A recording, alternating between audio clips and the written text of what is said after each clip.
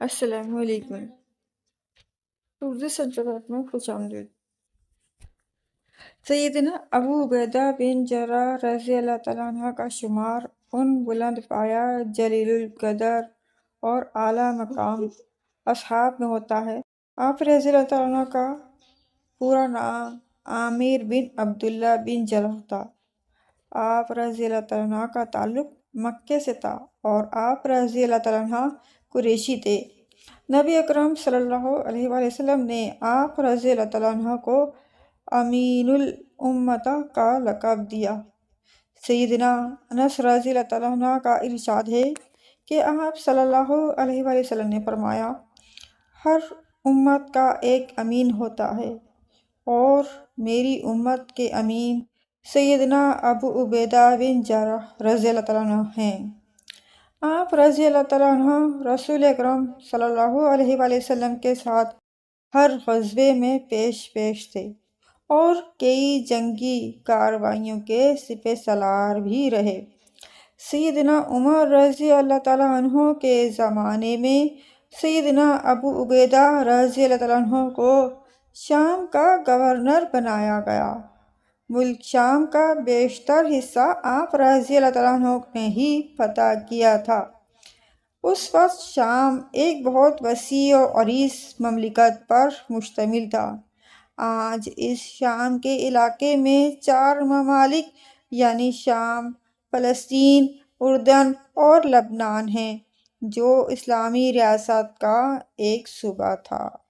شام کی زمین بہت زرخیز تھی، مال و دولت کی ریل پیل تھی۔ سیدنا عمر رضی اللہ تعالیٰ عنہ مدینہ منورہ میں بیٹھ کر سارے عالم اسلام کی کمان کر رہے تھے۔ ایک مرتبہ سیدنا عمر رضی اللہ تعالیٰ عنہ شام کے دورے پر تشریف لائے۔ اسی دوران سیدنا عمر رضی اللہ تعالیٰ عنہ نے کہا، اے ابو عبیدہ، میرا دل چاہتا ہے کہ میں اپنے بھائی کا گھر دیکھوں جہاں تم رہتے ہو، کیونکہ سیدنا عمر رضی اللہ تعالیٰ عنہ کا خیال تھا کہ ابو عبیدہ اتنے بڑے صوبے کے بادشاہ ہیں، یہاں مال و دولت کی بارش ہے، اس لیے ان کا گھر بھی دیکھنا چاہیے کہ انہوں نے کچھ جمع تو نہیں کیا ہے۔ سیدنا ابو عبیدہ رضی اللہ تعالیٰ عنہ نے جواب دیا، اے امیر المومنین، آپ میرے گھر کو دیکھ کر کیا کریں گے، کیونکہ وہاں آپ کو آنکھیں بھگونے کے سوا کچھ حاصل نہ ہوگا۔ لہٰذا سیدنا عمر رضی اللہ تعالیٰ عنہ نے فرمایا، میں دیکھنا چاہتا ہوں۔ چنانچہ سیدنا ابو عبیدہ امیر المومنین کو لے کر چلے گئے۔ چلتے چلتے شہر کی آبادی پیچھے رہ گئی تو سیدنا عمر رضی اللہ تعالیٰ عنہ نے پوچھا، کہاں جا رہے ہو؟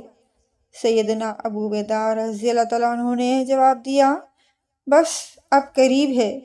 چنانچہ پورا دمشق شہر، جو دنیا کے رنگا رنگ مال و اسباب سے جگمگا رہا تھا، گزر گیا تو آخر میں جا کر کھجور کے پتوں سے بنا ہوا ایک جھونپڑا دکھائی دیا اور فرمایا، امیر المومنین، میں یہاں رہتا ہوں۔ جب سیدنا عمر رضی اللہ تعالیٰ عنہ اندر داخل ہوئے تو چاروں طرف نظریں گھما کر دیکھی تو وہاں سوائے مصلی کی کوئی چیز نظر نہ آئی۔ سیدنا عمر رضی اللہ تعالیٰ عنہ نے دریافت کیا، اے ابو عبیدہ، تم اس میں رہتے ہو؟ یہاں تو کوئی ساز و سامان، کوئی برتن، کوئی کھانے اور پینے کا انتظام نہیں، تم یہاں کیسے رہتے ہو؟ انہوں نے جواب دیا، امیر المومنین، الحمدللہ، میری ضرورت کے سارے سامان میسر ہیں۔ یہ مصلی ہے، اس پر نماز پڑھتا ہوں اور رات کو اسی پر سو جاتا ہوں۔ پھر اپنا ہاتھ اوپر چھپر کی طرف بڑھایا اور وہاں سے ایک پیالہ نکال کر دکھایا، امیر المومنین، یہ برتن ہے۔ سیدنا عمر رضی اللہ تعالیٰ عنہ نے جب اس برتن کو دیکھا تو اس میں پانی بھرا ہوا تھا اور سوکھی روٹی کے ٹکڑے بھیگے ہوئے تھے۔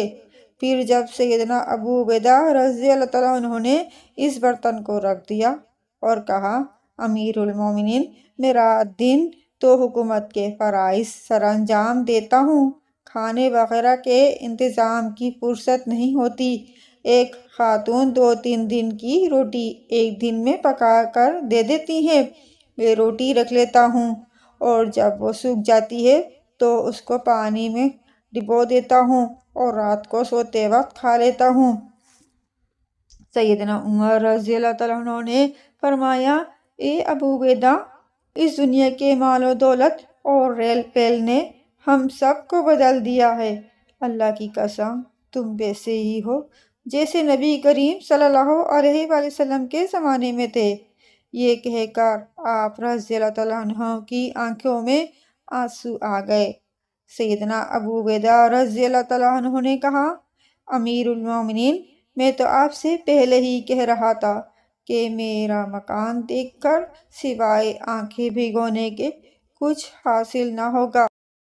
یہ تھے دین کے سچے ماننے والے، اللہ کے سچے بندے، جنہوں نے زندگی کو اتنی ہی اہمیت دی جتنی کی حق ہے، اور دنیا کو صرف اتنا ہی سمجھا جیسے کہ ایک مسافر خانے میں وقت گزارتا ہے اور اپنی گاڑی کا انتظار کرتا ہے۔